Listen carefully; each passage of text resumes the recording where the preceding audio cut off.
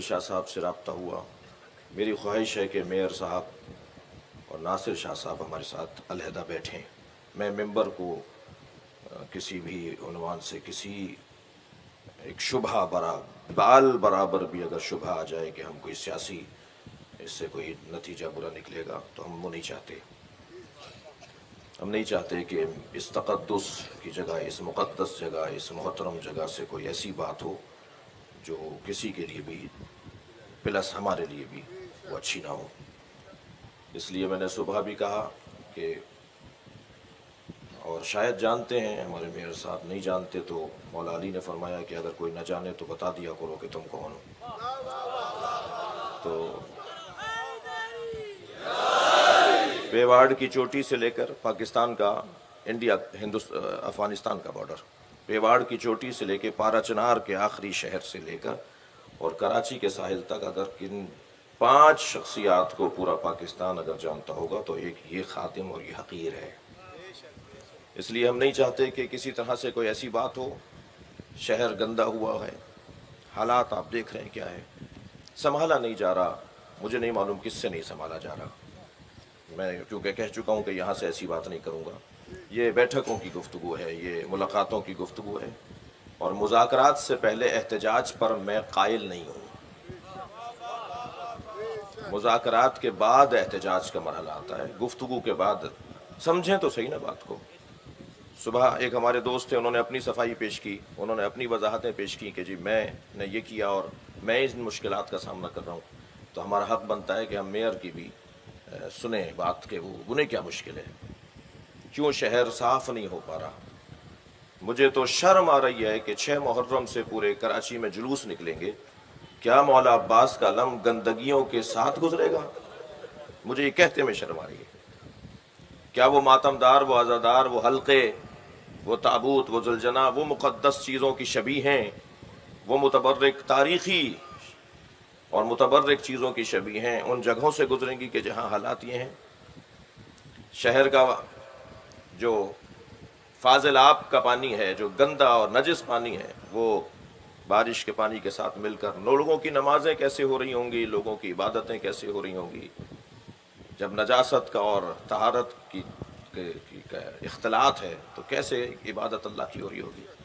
फ़र्ज़ कीजिए एक बंदे की अगर नमाज भी अल्लाह की बारगाह में नजासत की वजह से, वो तो पढ़ रहा है, वो तो हाजिर है, मगर जो इंतज़ाम नहीं कर पा रहे, क्या मसाइल हैं। मैं फिर बस यही बात को रोकूंगा कि हमारी तरफ से एक मुतालबा है कि बेहतर है वक्त हमारा सुबह का। सुबह हम 8:30 बजे बैठते हैं सोल्जर बाज़ार में ही अली मुत्तकी जाफरी साहब के यहाँ, और फिर 9:30 से 10:30 11 बजे तक शख्सियात भी वहाँ तशरीफ़ फरमा होते हैं और शख्सियात वहाँ होती हैं। तो अगर बैठ कर बात हो, नासिर शाह साहब भी तशरीफ़ लाएँ। मुझे कहा गया है कि मैं वज़ीर आला साहब की मीटिंग में आऊँ, तो वज़ीर आला साहब की मीटिंग में मुझे नहीं पता कि मेरा जाना। वज़ीर आज़म के मुशीरों से भी बात की हमने आपके हवाले से, दोनों मुशीरों से, नदीम अफजल चंद साहब से भी, जुल्फ़ी से भी, और वहाँ से भी परेशानी का इजहार है। तो बहरहाल बात हमारी इसलिए कि जिस मेंबर पे बैठा हूँ ये मेंबर ऊंचा है और इस पर बैठने के बरकतें बहुत ज़्यादा हैं। और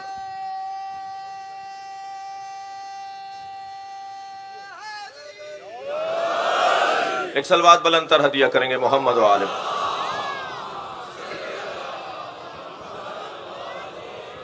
मैंने आपके सामने जिस आयत की तिलावत की है उसके कुछ निकात आपके सामने पेश करूंगा और फिर बात को एक मंजिल तक पहुंचाया जाएगा।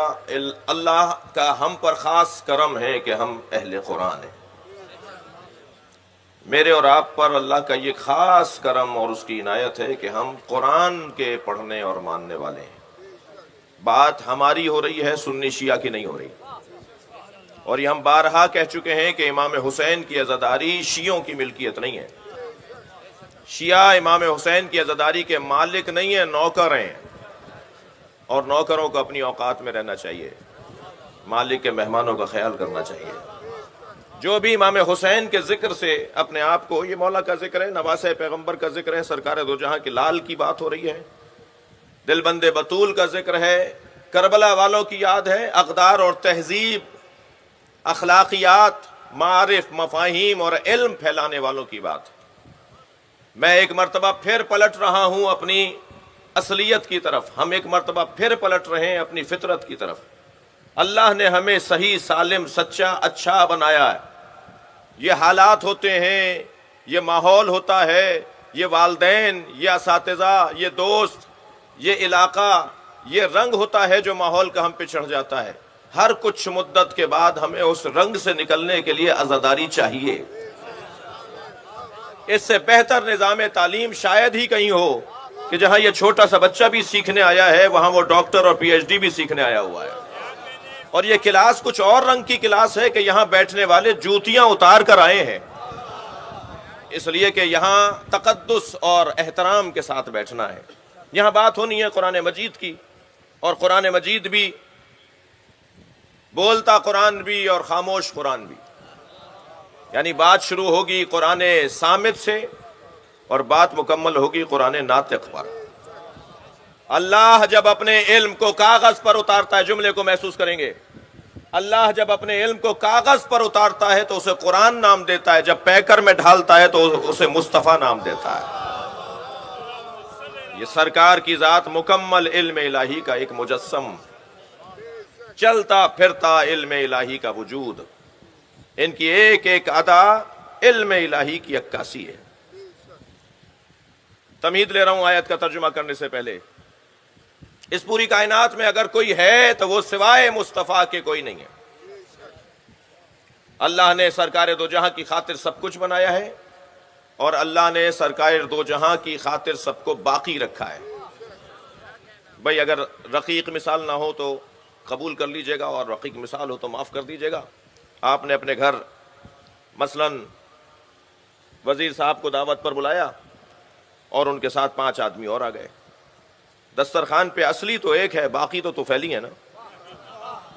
اس کائنات میں اصلی مصطفیٰ ہیں، باقی طفیلی ہیں۔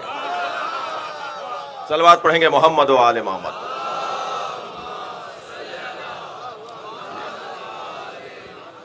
اللہ نے اپنے حبیب کو بہت عظمتیں عطا کی ہیں، بلکہ کہہ دیا جائے کہ سب کچھ سرکار دو جہاں کے قدموں میں اللہ نے رکھ دیا۔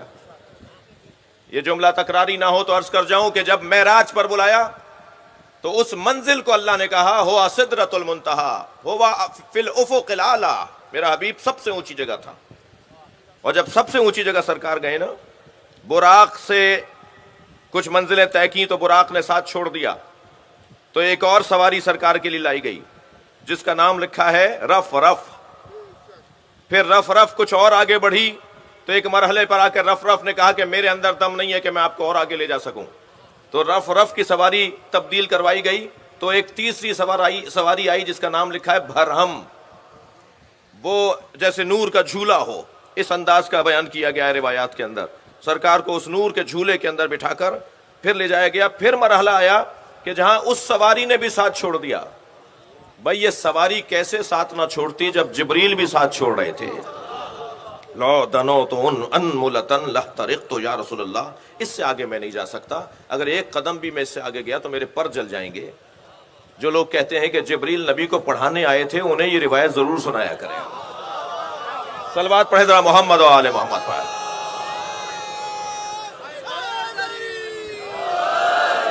سرکار اس مرحلے کے بعد تنہا جا رہے ہیں، اب جبریل بھی ساتھ نہیں ہے، کوئی سواری بھی نہیں ہے، اور تنہا نبی مکرم معراج کے عالم میں ہیں، عروج کی کیفیت میں ہیں، بلندیوں سے گزرتے ہوئے عند سدرۃ المنتہا سرکار پہنچے، عند سدرۃ المنتہا جسے قرآن کہہ رہا ہے وَهُوَ بِالْأُفُقِ الْأَعْلَىٰ، سورہ النجم۔ وہ سب سے اونچی جگہ تھا میرا حبیب، اس سے اونچی جگہ ہی نہیں ہے۔ تو سرکار جب وہاں پہنچے نا، دقت چاہوں گا اس منزل بیان پر، جب سرکار وہاں پہنچے تو ایک لمحے کے لیے سوچا کہ کسی سے جوتیاں اتروائی گئی تھیں، میں بھی اتار دوں۔ جی ایک مرتبہ آواز آئی میرے حبیب تم جوتیوں سمیت آؤ۔ بھائی میں یہاں رکنا چاہتا ہوں۔ جوتیاں کہتے کسے؟ یہ جو آپ نے اتار دی ہیں، جوتیوں کو میرے معصوم امام کی زبان میں دنیا کہا جاتا ہے۔ بھائی تھک گئے ہیں؟ مولا صلوات پڑھے ذرا محمد و آل محمد۔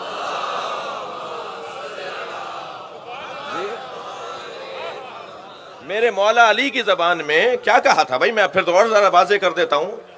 ایسا بند لگا رہے تھے کہ اب اس کے بعد جوتیوں میں بند لگنے کی جگہ نہیں تھی۔ میرے مولا کی جوتیوں میں اتنے پیبند لگ چکے تھے. علی کی بات کر رہا ہوں, خلافت کا دور ہے, حاکم دورہ ہیں. تو ابن عباس نے آ کر کہا مولا شام کا جو گورنر ہے جسے حضرت عمر نے بنایا تھا, پھر حضرت عثمان نے انہیں باقی رکھا, پھر آپ بھی ابھی انہیں باقی رہنے دیجئے, جھگڑا شروع ہو جائے گا, لڑائی شروع ہو جائے گی, کیونکہ وہ مان نہیں رہے بات کو. ایک تاریخ ہے, آپ چھوڑ دیجئے انہیں, جیسے ہیں ایسے رہنے دیجئے. ان کا جو معزول لی کا نامہ آپ نے لکھ دیا ہے وہ واپس لے لیجئے. حضرت جوتیوں کو بنا رہے تھے تو فرمان لگے ابن عباس, دیکھا بھی نہیں ابن عباس کو سر اٹھا کے, اپنے کام میں لگے رہے. کہنے لگے ابن عباس بتاؤ میری جوتیوں کی قیمت کیا ہے, یہ جوتیاں کتنے میں بکیں گی؟ کہنے لگے مولا کوئی نہیں خریدے گا. اچھا, جو جواب مولا چاہتے تھے نا وہی دیا ہے ابن عباس نے, ورنہ ان جوتیوں کی قیمت تو کوئی پہچانے سلمان فارسی سے, جو مولا کے چاہنے والے ہیں ان سے ان جوتیوں کی کوئی قیمت پوچھے. مگر علی یہی جواب چاہتے تھے. مولا نے فرمایا کتنے میں بکے گی, یہ کتنے کی ہے؟ کہنے لگے مولا اسے کوئی خریدے گا نہیں, اس کی کوئی قیمت نہیں ہے. حضرت نے فرمایا میری ان جوتیوں کی قیمت تمہاری دنیا سے زیادہ ہے. بھائی صلوات ہدیہ کریں علی کی ذات پہ.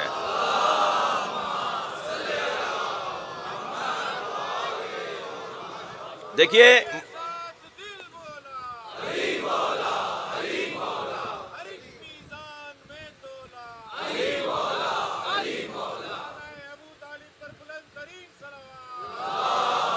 اللہم صل علی, تو یہ جوتیاں مولا کی زبان میں دنیا یعنی جوتی. توجہ کر لی. پھر حضرت موسیٰ سے جو فرمایا گیا تھا فخنا نعلیک, جوتیاں اتار کے آئیے, یہ وادی مقدس تو آئے. حضرت موسیٰ نے جوتیاں اتار دیں. علامہ مجلسی نے اس کی تفسیر میں لکھا ہے کہ یہ کسی جانور کے چمڑے کی بنی ہوئی جوتیاں اور نالینیں نہیں تھیں. یہ جو جوتیاں اتروائی جا رہی ہیں یہ کوئی مادی جوتیاں نہیں تھیں جو حضرت موسیٰ سے اتروائی گئی ہیں, بلکہ حب دنیا. جب وادی مقدس میں آؤ تو جوتیاں اتار کے آؤ. اب سمجھ میں آیا کہ ہم مسجدوں میں اور امام بارگاہوں میں جوتیاں اتار کے کیوں آتے ہیں. جب مقدس وادی میں آ گئے ہو تو حب دنیا کو چھوڑ کر آؤ, یہاں صرف اللہ کو یاد کرو. یہاں کسی اور کو یاد نہیں کرنا, یہاں سوائے اللہ کی رضا کے, سوائے اس کی مرضی کے کوئی اور کام نہیں کرنا. میں رہتا ہوں باب العلم میں, نارتھ نازم آباد 5 اسٹار چورنگی پہ جو مسجد امام بارگاہ ہے, میری رہائش وہاں ہے کوئی 15-16 سال سے. میں نے وہ مسجد باب العلم کے صحن میں 2 لوگوں کو لڑتے ہوئے دیکھا. ایک دوسرے سے تندی سے بات کر رہا تھا اور دوسرا اس سے کہہ رہا تھا کہ امام بارگاہ کے باہر آؤ تو بتاؤں گا, میں یہاں جواب نہیں دے سکتا. پہلے تو بڑھ کر میں نے اس کے پیشانی کا بوسہ لیا کہ کم سے کم تم نے اس بات کا تو خیال کیا کہ ہر بات ہر جگہ نہیں کی جاتی. اور پھر دوسری بات یہ کہ خدا کے لیے امام بارگاہ سے باہر جا کر بھی یہ نہ بھول جانا کہ اللہ تمہیں دیکھ نہیں رہا ہے. اللہ تو تمہیں وہاں بھی دیکھ رہا ہے. ایسا نہیں ہے کہ تم باہر چلے جاؤ گے تو اب کوئی تمہیں دیکھنے والا نہیں ہے.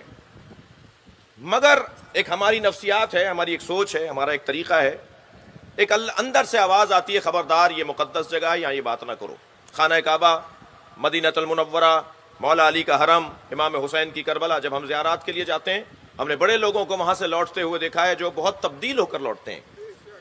بڑی تبدیلی آتی ہے ان کے مزاجوں کے اندر, اس لیے کہ ایسی جگہ سے ہو کر آئیں. تو عزیزو بحث یہ ہے کہ اللہ نے اپنے حبیب کو جوتیوں کے ساتھ اس لیے بلایا کہ میرے حبیب کے دل میں سوائے میری محبت کے کسی کی محبت نہیں ہے. آ جاؤ جوتیوں سمیت آ جاؤ, تم پر کوئی فرق نہیں ہے ان باتوں کا جی. اور پھر جب اس مرحلے پر پہنچے تو اعلان ہوا وَهُوَ بِالْأُفُقِ الْأَعْلَىٰ, اس سے اونچی جگہ نہیں تھی. میرا حبیب سب سے اونچی جگہ پر, میرا حبیب سب سے بلند جگہ پر. تو اب ایک جملہ ہدیہ کر رہا ہوں, توجہ چاہوں گا. عزیزان گرامی, جوتیوں کے ساتھ نبی وہاں گئے ہیں جو سب سے اونچی جگہ ہے, تو مجھے کہنے دیجئے ساری دنیا نبی کے جوتیوں کے نیچے ہے. کوئی حیثیت نہیں ہے اس دنیا کی. اور سب سے زیادہ جنہوں نے دنیا کی حقیقت کو ہم پہ روشن کیا ہے وہ یہی گھرانہ ہے. انسان ہے نا, ہم انسان ہیں نا. انسان نسیان سے نکلا ہوا لفظ ہے, یعنی جس خاندان کا لفظ انسان ہے اسی خاندان کا لفظ نسیان ہے. نسیان یعنی بھول جانا. ہمیں اللہ نے بنایا ہی بھولنے والا ہے. ہماری طبیعت میں, ہماری فطرت میں, ہماری جبلت میں بھولنا پایا جاتا ہے, ہم بھولتے ہیں. تو جو بھولتا ہو اسے تو بار بار دہرایا جائے گا نا. تم بھول گئے ہو, تو اب یہ نہیں کہا جائے گا کہ ہر سال محرم میں وہی باتیں کیوں؟ اس لیے کہ ہم انسان ہیں، انسان کو بار بار دہرانا پڑے گا، دوہرا کر اسے یاد دلایا جائے گا۔ اچھا، اگر بار بار کربلا اچھی نہیں لگ رہی، بار بار ذکر کربلا اچھا نہیں لگ رہا، تو بار بار قرآن میں آنے والی آیتوں کو کیا کرو گے؟ ایک آیت 25 دفعہ نازل ہوئی ہے، 20 دفعہ نازل ہوئی ہے ایک سورے میں، تو ایک آیت بار بار، ہر آیت کے بعد وہی آیت، بِأَيِّ آلَاءِ رَبِّكُمَا، صلوات پڑھے محمد و آل محمد۔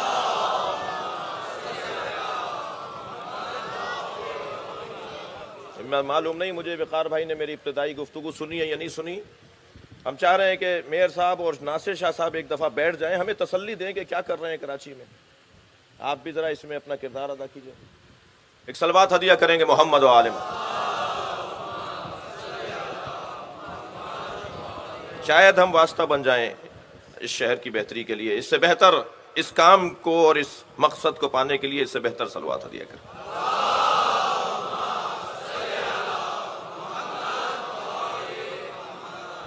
توجہ کر لی؟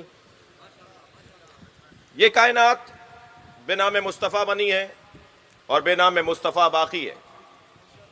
البتہ یہ بات طے ہے کہ مصطفیٰ نے کبھی خود کو بغیر مرتضیٰ کے بتایا نہیں ہے، جب بھی بات کی ہے علی کو اپنے ساتھ رکھا ہے۔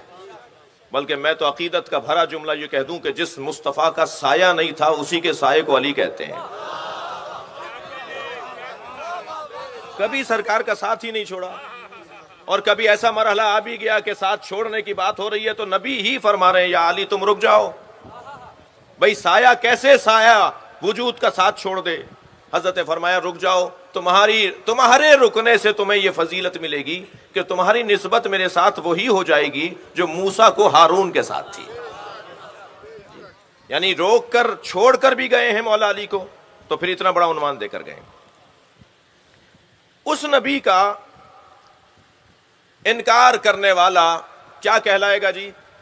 اس نبی کا انکار کرنے والا کافر کہلائے گا۔ آپ اور ہم سب صبح شام اذانوں کے ساتھ ساتھ دہراتے ہیں یا نہیں؟ اللہ کی وحدانیت کو بھی اور نبی کی نبوت اور رسالت کو بھی، اور پھر مولا علی کی ولایت کو۔ کبھی تفصیل سے بات ہو کہ مولا علی کی ولایت کا اقرار نبی کی رسالت کے اقرار کے بعد ہم کیوں، کیسے، کس دلیل کی بنیاد پر کرتے ہیں۔ میں اپنے ان بچوں اور جوانوں سے کہوں گا خبردار کوئی بات بغیر دلیل کے نہ کیا کرو۔ ہمیں فرزندان دلیل ہونا چاہیے، ہمیں دلیل کے آگے جھک جانا چاہیے اور دلیل سے ہی بات کرنی چاہیے۔ ہاتھو برہانکم ان کنتم صادقین، اگر کوئی سچا ہوگا تو دلیل لائے گا، اور اگر دلیل نہیں لا پائے گا تو آپ کی بات مان لی جائے گی۔ کسی سے کوئی ضد نہیں ہے، کوئی بحث نہیں ہے، بات صرف اتنی ہے کہ ہمیں دلیل سے بات کرنی چاہیے۔ ہم صبح شام اللہ کی وحدانیت کا اقرار بھی کرتے ہیں، صبح شام سرکار دو جہاں کی رسالت کا اقرار بھی کرتے ہیں، اور آپ کی نبوت اور رسالت کا اقرار کر کے اپنے ایمان کا ثبوت دیتے ہیں۔ اور یہ بار بار ہمیں اس لیے دہرایا جاتا ہے کہ ہم انسان ہیں، ہم بھول جاتے ہیں، بات 2 دن پرانی نہیں، ہم صبح کی بات یاد نہیں رکھ پاتے، ہمیں صبح سے پھر دوپہر کے وقت میں یاد دلایا جاتا ہے، پھر شام کو پھر یاد دلایا جاتا ہے۔ یاد رکھو، قرآن پکار کے کہہ رہا ہے ذکر فإن الذکر تنفع المؤمنین، بار بار دہراؤ، بار بار دہرانے سے مومنین کو فائدہ ہوتا ہے۔ یہ فلسفہ بار بار دہرانے کا یہ ہے۔ وَيَقُولُ الَّذِينَ كَفَرُوا لَسْتَ مُرْسَلًا، آیہ کریمہ جسے عنوان عشرہ قرار دیا اس کا ترجمہ سنیے۔ وَيَقُولُ الَّذِينَ كَفَرُوا لَسْتَ مُرْسَلًا، جنہوں نے کفر اختیار کیا وہ کہتے ہیں اور کہتے رہیں گے۔ وَيَقُولُ فعل مضارع، قَالَ فعل ماضی، قُل فعل امر، یہ جیسے جیسے زمان بدلتے رہیں گے ان کے الفاظ تبدیل ہوتے ہیں عربی کے اندر۔ یقول فعل مضارع ہے، اور فعل مضارع حال اور مستقبل کا فعل ہے۔ یعنی اب ترجمہ کریں گے ہم یقولو کا کہتے ہیں اور کہتے رہیں گے۔ ترجمہ یہ نہیں کریں گے کہ کہتے ہیں، کہتے رہیں گے، یہ آگے بھی ہوگا۔ یہ نبی کے زمانے میں انکار ہو رہا ہے، یہ بعد میں بھی انکار ہوگا۔ آپ نتیجہ دیکھیے گا ترجمے میں بات کہاں تک جا رہی ہے. وَيَقُولُ الَّذِينَ كَفَرُوا، جنہوں نے کفر اختیار کیا وہ کہتے ہیں اور کہتے رہیں گے، لست مرسلا، آپ بھیجے ہوئے رسول نہیں ہیں. اچھا، اس کا مطلب یہ کہ اللہ کو تو مانتے تھے، یہ رسول کو نہیں مانتے تھے. بھائی آپ بھیجے ہوئے رسول نہیں ہیں، یعنی بھیجے ہوئے ہوتے ان کے مطابق تو مان لیتے نا. یہ انہیں وہاں سے آیا ہوا نہیں مان رہے، اللہ کا انکار کہاں کر رہے ہیں؟ یعنی اللہ کا اقرار کرتے ہوئے نبی کا انکار کر رہے ہیں، تو قرآن انہیں کافر کہہ رہا ہے. تو روشن ہو گئی نا بات کہ جو اللہ کو مانے اور اللہ کے نبی کو نہ مانے وہ اللہ کے قرآن کی زبان میں مسلمان نہیں ہے. بھائی مجھے ایک جملہ کہنے دیجئے، شیطان اللہ کو مانتا تھا، اللہ کے نبی کو نہیں مانتا تھا. خبردار، اگر اللہ کو کوئی ماننے والا نظر آئے اور نبی کی بے حرمتی کرتا نظر آئے تو سمجھ لیجئے یہ شیطان کے قبیلے کا ہے. وَيَقُولُ الَّذِينَ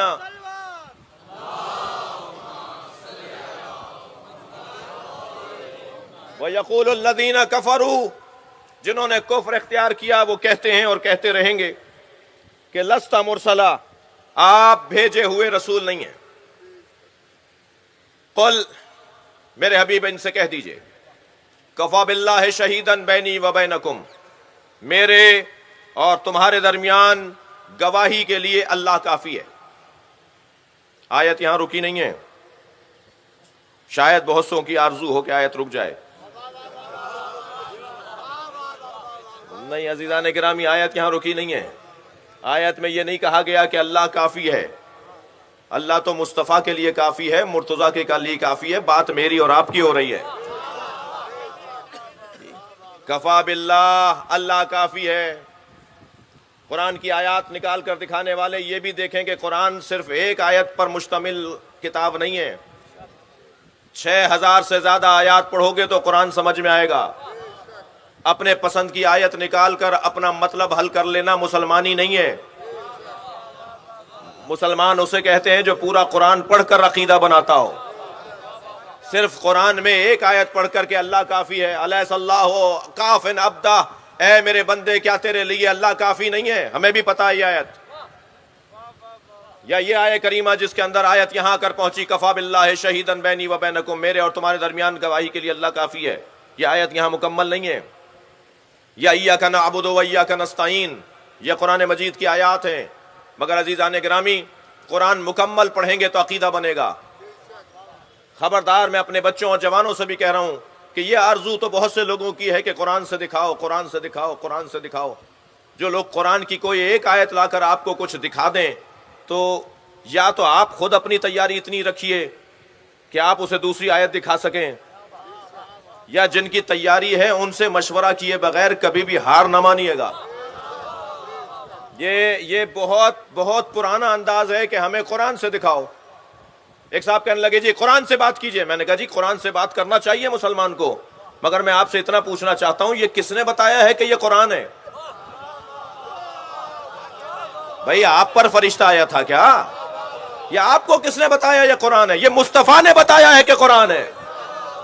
یعنی حدیث سے قرآن تو مانتے ہو، قرآن سمجھنے کے لیے حدیث نہیں مانو گے. کس نے بتایا ہے بھائی؟ کسے معلوم ہوا تھا کہ یہ قرآن ہے؟ سرکار نے فرمایا ابھی وحی نازل ہوئی ہے، فرشتہ میرے اوپر آیا ہے، یہ آیت لے کر آیا ہے. سرکار فرما دیتے تھے، لوگ سن لیتے تھے اور یاد کرتے تھے صحابہ کرام. یہاں آیت مکمل نہیں ہے. قل کفا باللہ شہیدن بینی و بینکم ومن عندہ علم الکتاب. آیت آگے بڑھی ہے، کہہ دیجئے میرے اور آپ کے درمیان، تمہارے اور میرے درمیان اللہ گواہی کے لیے کافی ہے. ومن عندہ علم الکتاب، اور وہ جس کے پاس مکمل کتاب کا علم ہے. مکمل کتاب، مکمل کتاب کا علم. میں ابتدائی بیان میں ہوں، میں دوسری مجلس سے خطاب کر رہا ہوں اور مجھے ابھی اس مضمون کے اوپر آئندہ انشاءاللہ کچھ مطالب آپ کے سامنے رکھنے ہیں. وہ کہ جس کے پاس علم الکتاب ہے. عزیزو، قرآن مجید میں ہدایت بشر کے لیے جو اللہ نے انتظام کیا ہے ان انتظامات کے اللہ نے نام دیے ہیں. کبھی اللہ نے منصبوں سے یاد کیا ہے، یعنی کبھی نبی، کبھی رسول، کبھی امام، کبھی خلیفہ. ان الفاظوں کے ذریعے سے منصبوں کو ذکر کیا ہے. ان جاعل فی الارض خلیفہ، ان جاعلک للناس اماما، ان ارسلناک شاہدا، ہم نے آپ کو رسول بنایا. کبھی منصبوں کے ذریعے سے نظام ہدایت کا تعارف کروایا ہے. کبھی پروردگار عالم نے منصبوں کو یاد نہیں کیا، بلکہ منصب کے جگہ ایسے الفاظ استعمال کیے ہیں کہ جو ہدایت کا کام کرتے ہیں. مثلا کبھی کہا اللہ اکبر والذین آمنوا بہ وعذروا بہ واتبعوا نور الذی انزل معہ، وہ لوگ کہ جو ہمارے پیغمبر کی تعظیم کرتے ہیں، میرے نبی پر ایمان لاتے ہیں اور اس نور کی اتباع کرتے ہیں جو مصطفیٰ کے ساتھ نازل ہوا ہے. صلوات پڑھ لیں ذرا محمد و آل محمد.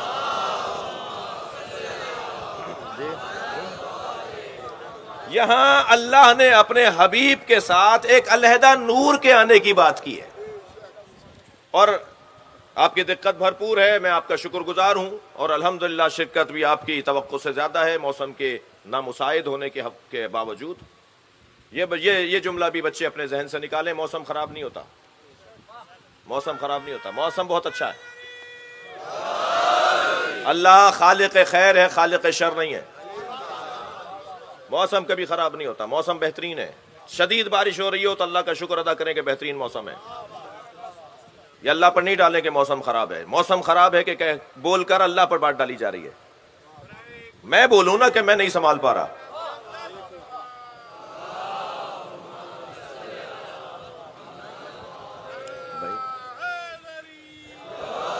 میں کہوں نا کہ مجھ سے نہیں سنبھالا جا رہا، میں انتظامات نہیں کر پا رہا، مجھے کچھ پریشانیاں ہیں، یہ تو میرا مسئلہ ہے نا. اللہ کے اوپر کیوں ڈال رہا ہوں کہ موسم خراب ہے؟ تو الحمدللہ اس نامساعد ضرور کہا جا سکتا ہے. میرے ساتھ ہم آہنگ نہیں ہو رہا، میرے ساتھ ہم آہنگ نہیں ہو رہا موسم، یہ ضرور کہا جا سکتا ہے. نامساعد موسم کے باوجود آپ کی شرکت. میں اس آیت کے اوپر آپ کی توجہ بھرپور چاہوں گا. اللہ نے یا رسول کہا ہے، نبی کہا ہے، خلیفہ کہا ہے، امام کہا ہے. اسی طرح اس کام کے لیے، جس کام کے لیے نبی، رسول، امام، خلیفہ کو بنایا بھیجا، اس کام کے لیے اللہ نے کچھ الفاظ اور بھی استعمال کیے ہیں. تفسیر قرآن سنا رہا ہوں آپ کو، قرآن کے مفاہیم بتا رہا ہوں آپ کو. ایک لفظ جو اللہ نے استعمال کیا ہے قرآن مجید کے اندر، نازل کیا ہے، وہ لفظ نور. اس قبیلے کو، ان ہستیوں کو اللہ نے نور کہہ کر بھی یاد کیا ہے. آیت کریمہ بڑی جالب ہے. وَاتَّبَعُوا نُورَ الَّذِي أُنزِلَ مَعَهُ، جو میرے نبی پر ایمان لائے، میرے نبی کی مدد کی، میرے نبی کی تعظیم کی، اور اس نور کی اتباع کی جو میرے نبی کے ساتھ نازل ہوا ہے. یاد رہے کہ یہاں اتباع کا لفظ ہے، اطاعت کا لفظ نہیں ہے. مجھے پتا ہے کہ جو لوگ جہاں تک ممکن ہوتا ہے یہ کوشش کرتے ہیں کہ اہل بیت کے فضائل کے جو آیات ہیں ان میں کچھ اور چیز ڈال دی جائے، تو انہوں نے یہ چیز